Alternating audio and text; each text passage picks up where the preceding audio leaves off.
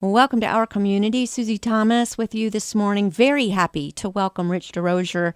He is the Vice President for Marketing and Communications at the Pro Football Hall of Fame.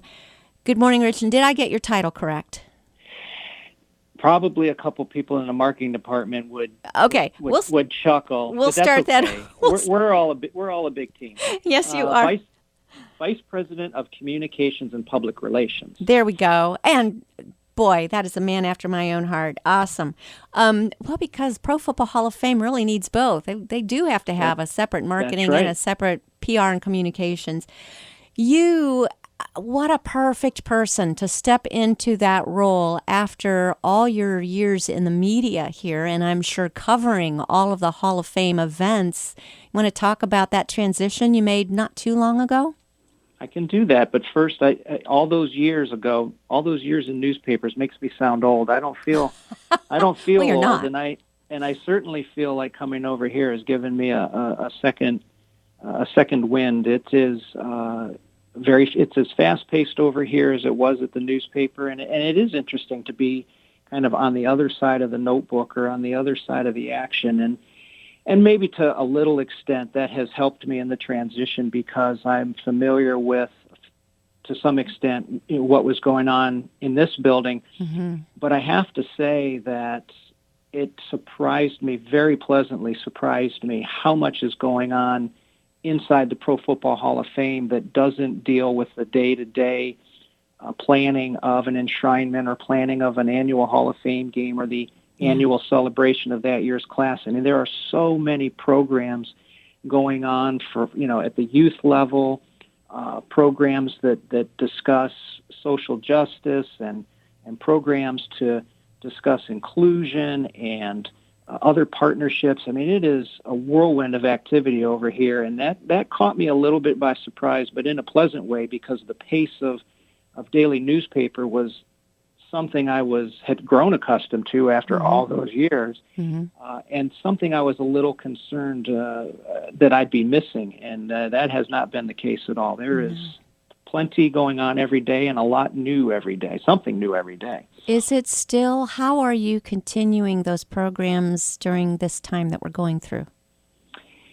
We were, like most other businesses, on work from home directives from the middle of March until early June. The 1st of June, folks came back to the office here. So everyone was working remotely, and I think a lot of people got accustomed to that new thing that they had never heard of before called Zoom. Yes, and I think many of us probably wish we owned stock in Zoom or kidding.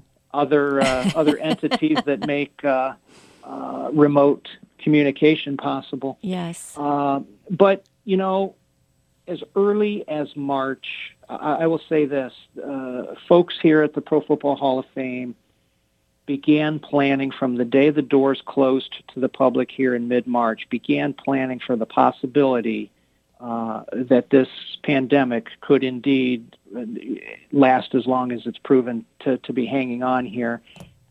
And in those early days, it sometimes didn't seem to be the most prudent use of time to be planning for a contingency of no enshrinement or no Hall of Fame game or from the Chamber's standpoint, no parade. And there were a couple times we sat back and said, isn't there something else we could be doing or should be doing? Right. But we stuck to it. It was the right thing to do, to plan for many possible contingencies and outcomes. And quite frankly, all of that preparation done in March and April and May, when we hit decision time, we were so well prepared that I have worked on big stories in the newspaper environment for so many years. I'm not sure I was ever as prepared for a big story in the newspaper setting as I was being over here when that ultimate decision was made, because we had talked through every contingency and every possible scenario so many times and practiced and prepared for what announcement day might sound like and look like, that it really happened seamlessly. I wouldn't say effortlessly by any stretch, but seamlessly and no surprises. And maybe too, maybe that's part of having been at the newspaper for so long, to work on big stories for as long as I did and as many times as I did. I think I did bring some element of that to the team over here, of what needs to be in place, and anticipating, and quite frankly, anticipating the questions that the media would have. So we had spent a lot of time of anticipating not only the media, but just the public in general. What does it mean? And this also had to do with our reopening as well. A lot of contingency planning for when that day would come, that we could reopen the doors to the museum. Would we be prepared? Have we thought of everything that anybody who would want to come through our doors would ask? What are you doing about safety? What are you doing about social distancing? What are you doing about hand sanitizing stations and the one-way flow of traffic, and all those things that our operations team installed to make good on the promise to the public that that this would be as safe an environment as they could go out into. And I think that's proven true. We've had hundreds of guests. We're enjoying a nice day today. It's a beautiful day outside, and one of our best days since we reopened as far as guests, the number of guests coming in the museum.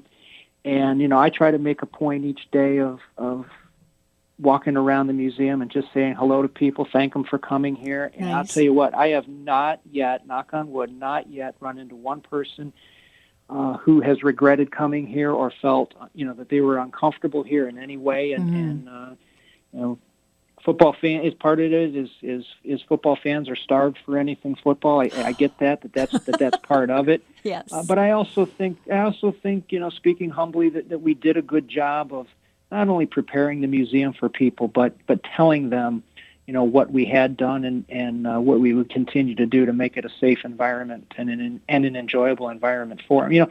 You can be safe without prohibiting people from doing things or seeing things. And we've been able to keep exhibits open. If you visit the Hall of Fame, you get a stylist, a rubber-tipped stylist, so that you can engage the interactive exhibits without physically touching them yourselves. Wow. But just little things like that, so that we didn't have to take exhibits offline. I had heard that you somehow had figured out a way to make it a touchless experience, and I couldn't figure out how that would be. There are one or two things that we did have. It's not 100%, but it's well into the high 90% of what you might have seen in early March versus what you can see today, as far as being open and on the floor. But yeah, they really thought through.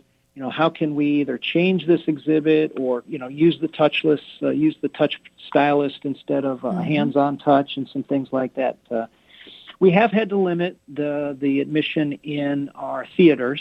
The seatings for each screening in our Super Bowl theater and our Game for Life theater to ensure the proper spacing of the guests. So that's been a subtle change, but so far anybody who's wanted to see either of those shows has been able to. We've had no complaints there, and I think people appreciate that. I think even if you come through the front doors of the hall and you're a skeptic about whether or not social distancing and masks make any difference, I think even those folks appreciate that we're set up for the people who want the most stringent conditions, and it's better that way than the other way around. More planning probably went into this 2020 celebration than prior years that I can recall, because of the 100th anniversary and the larger class of enshrinees. And that had to be a very difficult decision to make. It was for that, and Susie, thanks for appreciating that. And you're right. But also, too, and one of this year's class of 2020, Steve Atwater, just spoke to NFL yesterday and reiterated how happy he was that it got postponed, because his dad would not have come. Oh, if we had gone through with things this year, he said my 80-year-old dad would not have come. It would not have been safe for him to come, and he had painful and and emotional conversations with his family about what might happen. He was actually relieved, and quite frankly, right down the line, that was the case. There's the disappointment of having to wait, but also the understanding that it was the right thing to do, and the fact that, whether it be, at one point we thought, and as I alluded to, all of the different contingencies that we planned for, one of them was for events to happen, but with reduced capacity inside Tom Benson Hall of Fame Stadium. So what might that look like? Well, that might mean that a Steve Atwater or a Harold Carmichael or a Donnie Shelk, they could come, but maybe they could only bring, half of the family and friends that they had wanted to or intended to, or a quarter of, how do you tell a family member or a longtime coach or your best buddy from college, I don't have a seat for you? Yeah, you can't.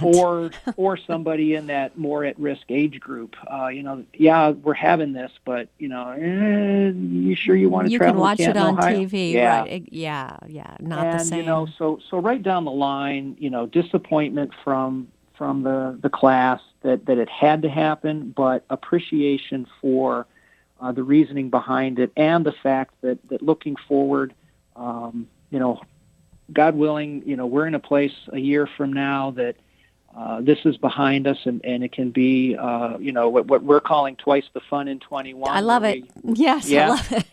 Honor the class of 2020 in an appropriate way, and honor the class of 2021 as well. So there will be a class of 2021 that's separate from this class of 2020? That's correct. We fully anticipate staying on our typical selection cycle, and what that means is that the senior candidates and the coaches candidates and the contributor candidates will be chosen next month, and then the modern era candidates are chosen later and announced in conjunction with the Super Bowl. And again, you talk about planning. We're already talking about, well, what happens if, what do we do with our timeline if the Super Bowl moves from its scheduled date in early February? If the NFL proceeds with the season, but everything gets pushed by a month, what are we going to do? Are we going to move with them, or are we still going to announce in early February? And so those are some of the conversations happening now. But there will be a class of 2021 announced at this point, presumably on schedule and in conjunction with the Super Bowl, and that itself portends to be a super exciting class with some first-year eligible players, some guy named Peyton Manning that a few people might have heard of. Charles Woodson is another first-year eligible guy who has a real good chance. A good shot. And some others. So, and other finalists who, some very deserving candidates who have been finalists for the last year or more, who will come up again for reconsideration. And so we're really confident that the class of 2021 is going to have as a star power, just like the class of 2020 has. And there's 3 members of the Pittsburgh Steelers organization in the 2020 class, and a couple of more getting a couple other gentlemen whose careers were spent either entirely or largely in Pittsburgh, who are candidates for 2021. I mean, can you imagine 4 or 5? We know there's at least 3. Can you imagine 4 or 5 Pittsburgh Steeler personnel over here for enshrinement? I mean, it'll be there packed. Won't be last person out of Pittsburgh will have to turn out the lights. That's right. So it will be packed. They'll take over our city, though. Yeah, there'll be a terrible towel shortage. Yeah, and I still just can't stand them. Anyway, class of 2020, have those busts been made? And what happens to those? Are those just being stored somewhere? And are you going to be, introducing everybody all at the same one? This was going to be kind of an extra long one anyway because of the larger class. So having 2 classes, it is twice the fun in 21. But it's twice should we the fun. Bring our sleeping bags, or how do we do? No. Appreciate the opportunity to kind of let folks know what that's going to look like. So the class, right now, the game again is the Steelers and the Cowboys, as it was going to be this year, and we're very appreciative to those organizations in the NFL for making that happen for 2021, because the enthusiasm for that game and the demand for tickets was so great, and almost everyone has held on to their ticket for next year, and a reminder to the fans that that's all they need to do. They don't need to exchange their seat or anything. Just hang on to it, and the 2020 ticket will be good at the gate next year. Keep it in a safe place. Keep it in a safe place. What happens if in a year somebody can't find their 2020 ticket? I don't know. That so don't let that happen. I don't know that I have an answer for you on that one. Yeah. Hang on to it. Put it in a safe deposit box or someplace. That's right. Put it in a safe place. Okay. And it'll be good. It'll be good next year. Same thing for enshrinement good. tickets. Okay. If you had an enshrinement ticket for this year, your enshrinement ticket will be good for the class of 2020 next year, and that's going to be on Saturday of enshrinement week. Mm-hmm. Okay. So those 20 men, and as of right now, there are 12 living and 8 who will be recognized posthumously in that class.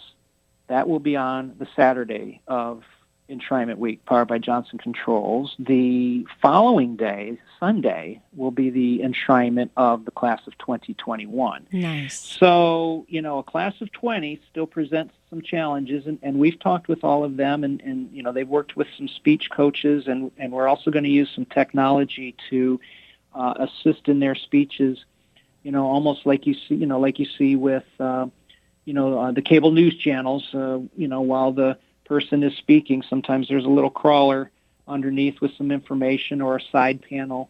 Donnie Shell would also like to thank, and there might be some video. There'll be some video while he's speaking. There'll be some video presentation of some of the names of some of the people that he'd like to include. But there'll be a concerted effort to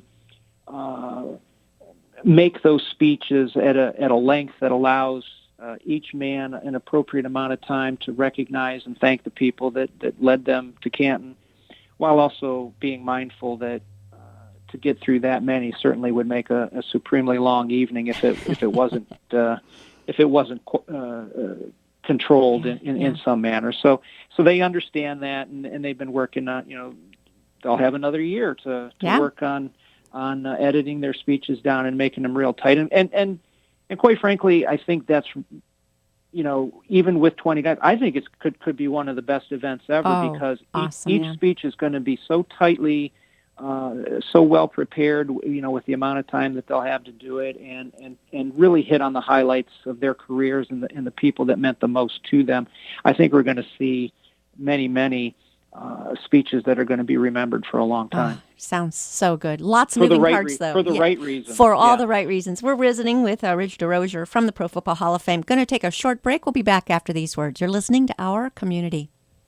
Welcome back to Our Community. Susie Thomas visiting with Rich DeRosier, Vice President of Communications and Public Relations for the Pro Football Hall of Fame here in Canton, Ohio. Rich, personally, what was your first thought when you realized that you're facing a summer here with no parade, no balloon launch, no everything that we do here in Canton that has become just such an ingrained part of our summer experience, and it's not happening. I almost can't get my head wrapped around it. I know. Well, literally my first thought were for all the people whose livelihoods are affected by this. Yes. We are going through some growing pains, some adjustment pains here with, our attendance is down, and we lost the events for a year that we're known for. But we're going to be okay. I really feel for the people who aren't going to be okay because of how much revenue this means to so many people. The hospitality industry, by and large, still hasn't recovered, and some of those people lost their jobs and won't get them back, and the food truck folks and other people who rely so heavily on not only the parade or the enshrinement or the game, but the week even before that, the Balloon Classic Right. On the grounds at Kent State, and just all of those events and ancillary opportunities for them to participate in the community, get out in the community, and make their living. That's what I thought about first. It's like, man, we'll be okay because we'll have twice the fun in 21. Right. We'll survive until then. I just feel for the folks who are really going through a tough time right now, and what this pandemic has done to so many people. Yeah. So Yeah. it's tough for the Chamber. It's tough for Visit Canton. It's tough for us. And it's tough for a whole lot of people in the tourism, travel, and hospitality industries to, kind of get back on their feet. So, hopefully the rest of this summer and we'll see some recovery there, and some people can get back to it. We'll see. I think it's taking a while to set in that some of these things really aren't happening. Because even my husband and I were talking, and he would be saying, well, maybe they'll still have the balloon launch. But no, there's not any of it. You just start to think, really, none of that. So it is taking some time. But the good side is the hall is open. And people can come and visit, and let's all act like tourists here who live here. I know there are Stark Countyans who have not yet visited the Pro Football Hall of Fame because you take it for granted. It's in your backyard. So if we can all just act like tourists and take this summer to see those things and take the opportunity to take advantage of the amazing things we have right here, that might help, yes? Susie, you put your marketing hat back on. Oh, I did. Yeah. That was better than I could have Act ever like a envisioned. tourist. That's fantastic. Well, No, and certainly we don't ever want to take for granted or assume that everybody is in the position to plunk down the money for an admission ticket, and we're trying to work with folks and come up with some programs that that make a visit a little more possible right now when people are struggling. But you're right. Certainly it would certainly help to have as many people as possible come through those doors and support us.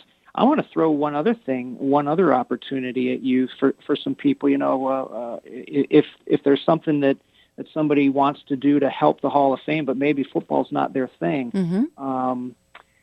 The Hall of Fame Centennial Celebration 5K run, which is scheduled for Saturday, September 19th, has an in-person run, and we do anticipate still being able to have that.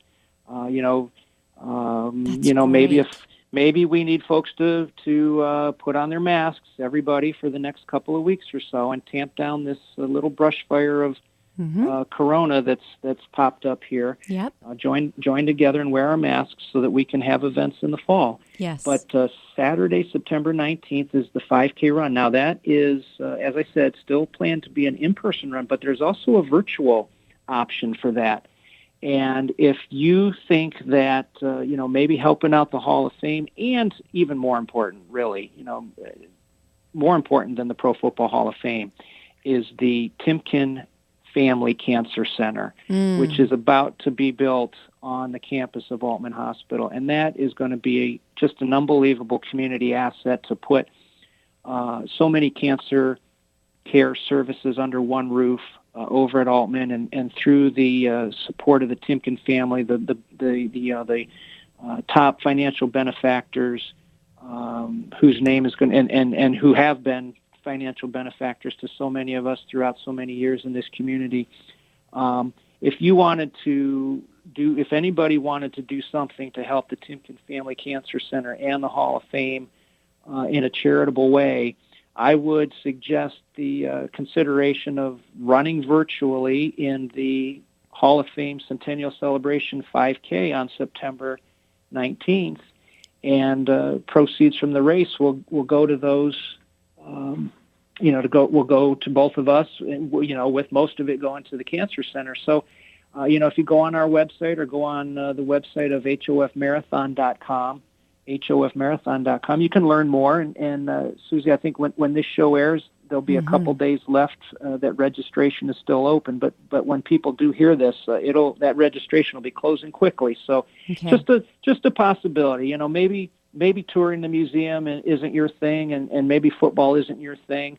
But maybe running in a 5K to help the Hall of Fame and to help the Altman folks and the Timken Family Cancer Center is your thing, and that's another opportunity. Oh, absolutely. And how nice to be able to run wherever you are.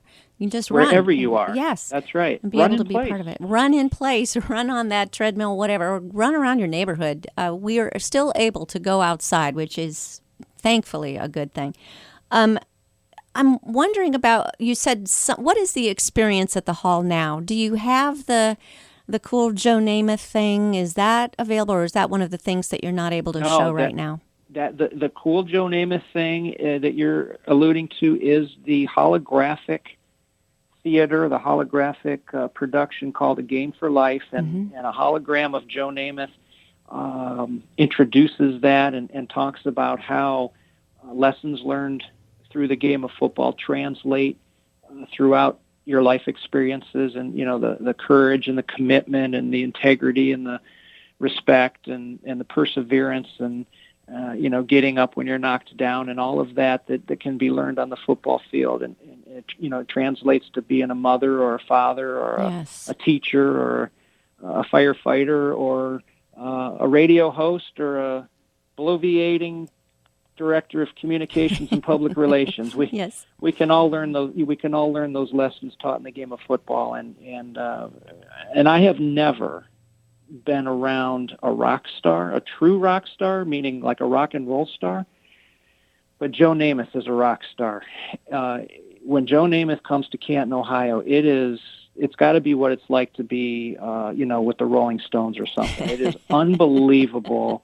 The reception that he gets, and people love Joe Namath, and I think it's one of the reasons that production resonates with the fans when they see it for the first time. It's like, oh my gosh, Joe Namath, Well, and as you were saying, that not everybody's a football fan, but you can walk away from that performance, that presentation, and it's very little about football. It's all about life. It is inspiring. Right. And I think that's what's so cool about our Hall of Fame is there's something there for everyone, whether or not you're a football fan. It's all about excellence and all kinds of good life lessons taught there.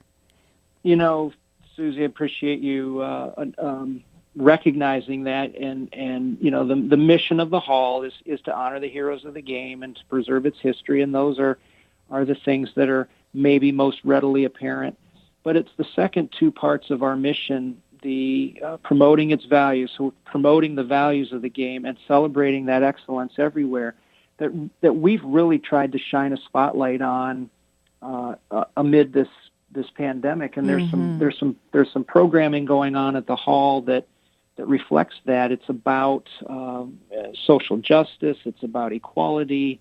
I like to tell people or remind people, if they did know it, or tell them if they didn't know it, and help them to understand that in fact, one of the members of the class of 2020 is a gentleman named Duke Slater, who played in the 1920s, African American. And, the NFL was integrated 26 years before Major League Baseball was. Wow. And, it did go through a challenging period shortly thereafter. There were a handful of Black Americans who played in the 20s. And then, as they phased out of the game, they weren't replaced, and it is a bit of a black eye on the NFL. But to the credit of the NFL and a credit to Massillon's own Paul Brown, who was one of the main reintegrators of the NFL in 1946. Marion Motley from Canton McKinley was one of the four Black Americans who reintegrated the NFL a full year before baseball integrated for the first time. So, you can learn that history here about, how the game of football was progressive in equality. clearly some things that still, we're having issues today that are worth discussing about Yes. the number of African Americans in the upper echelon of the teams and team front offices, and that's an ongoing discussion and an ongoing challenge that needs to be improved on. I don't think anybody denies that. I don't think anybody's hiding from that. But I do think that the NFL can be very proud of its record of inclusion, and those are stories that we like to tell and share with people, and then build on. And if I can tout another program that's coming here next week, from when we're talking, we will have had 2 groups of high schools. By the time we're done, we will have had nearly 60 high schools bring players and coaches to the hall to participate in it's not our program, but we're helping to facilitate and host. It's called Build the Bridge. Mm-hmm. It comes out of the Cleveland area, and in a very tight nutshell, it is to introduce players and coaches from predominantly black teams to players and coaches from predominantly white teams to talk through misperceptions, understand racial stereotypes, have difficult conversations, and really learn that we are far more alike than we are different. Yes. And to get the kids engaged with one another and leave here with a greater appreciation that, come together in the setting that, we call it huddle up, to huddle up with somebody who doesn't look like you, but understand that you have the same desires, the same goals, the same dreams, and working together is going to fulfill those dreams and desires much better than working apart. And that's something that really gets me energized to come to work is to see the hall participating in programs like that, and knowing that we're playing a small role in educating kids and enlightening kids, and hopefully giving them something to be inspired by, as you said, come away from here with some inspiration that that they can aim high, and even if they don't wear a gold jacket someday, just being part of a high school team and embracing your teammates, can lift you up in ways that are going to pay off over and over again throughout the rest of your life. Mm-hmm. Well, we appreciate you. We appreciate everything you're doing there at the Hall of Fame, Rich DeRosier. Thanks for all you do in our community.